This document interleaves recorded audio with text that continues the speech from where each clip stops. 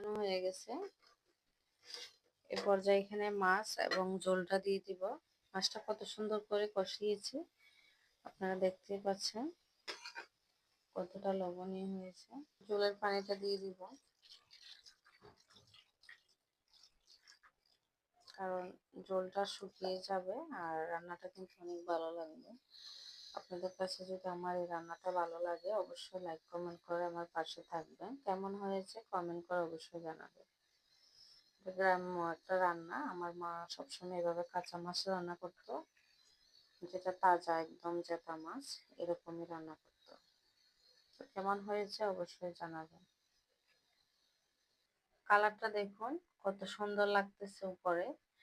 আমার মা আসলে তখন তো আমরা যখন ছোট ছিলাম সবকিছু বেটে খাওয়া হতো, যেমন মরিচ, তারপরে কাঁচা হলুদ, ধনিয়া, সবকিছু আমার মারে দেখতাম আমি বাটতো, বেটে তারপরে খেত, রসুন বাটতো, তো বেটে লবণ দিয়ে রেখে দিত, 1-2 দিন এটা দিয়ে খাওয়া হয়ে যেত। তো আমরা তো সচরাচর বাটি না, কারণ আমরা এখনকার আধুনিক যুগের মানুষ হয়ে গেছি, মার মতো পরিশ্রম করতে জানি না। কেমন হয়েছে অবশ্যই জানাবেন।